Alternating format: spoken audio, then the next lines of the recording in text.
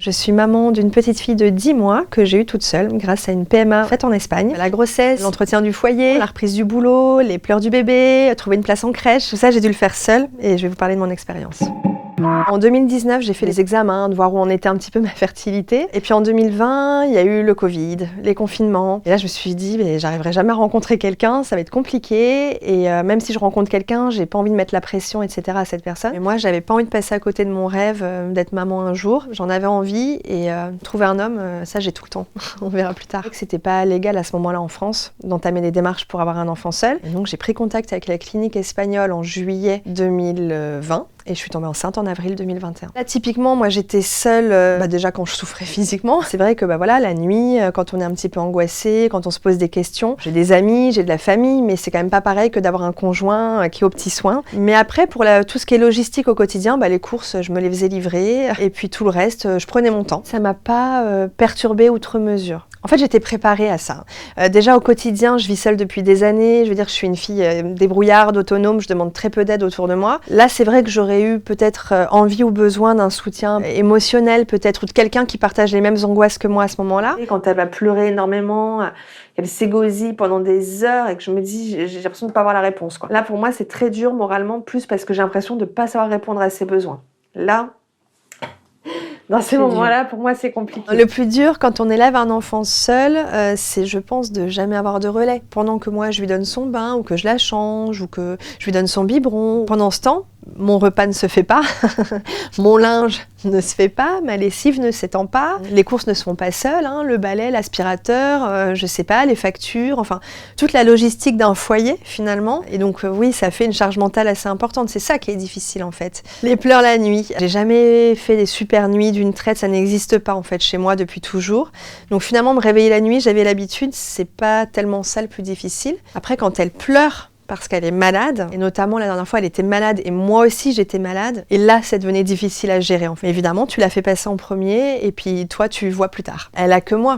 Alors il y a mes parents et je suis entourée comme je disais, mais au final c'est quand même moi qui m'occupe d'elle tout le temps, qui veille sur elle. Et j'ai l'impression qu'on est un petit peu le remède l'une de l'autre.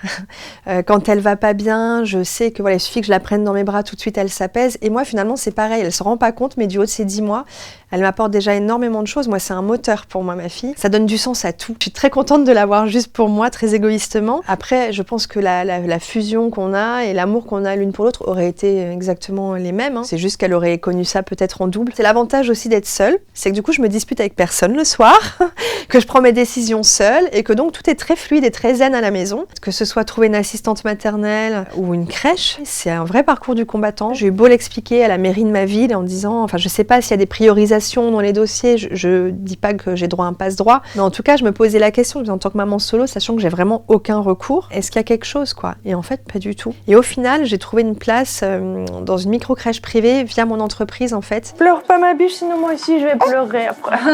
Moi je vais pas y arriver sinon. Bon, vous m'appelez si... Pas de soucis, ça va aller. Je suis pas loin là.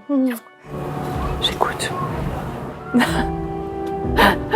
Ça va, j'entends pas.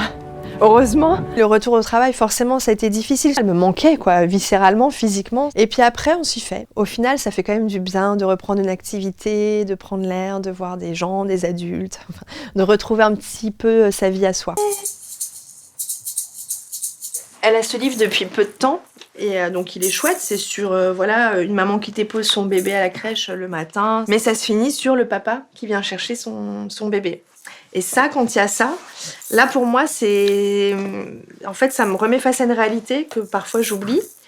Ben voilà, qu'est-ce que je vais lui dire? Le jour où peut-être elle ira à l'école et qu'elle verra que les autres, ils ont un papa, une maman, même deux mamans, deux papas, peu importe, mais qu'en tout cas le modèle est différent, qu'il y a deux parents, elle commencera peut-être à me poser des questions. Je lui cacherai strictement rien. J'ai absolument pas honte de mon parcours. Je lui dirai, voilà, tout simplement, moi j'ai fait une démarche toute seule, qu'elle se choisira sa figure paternelle si on a le besoin un jour.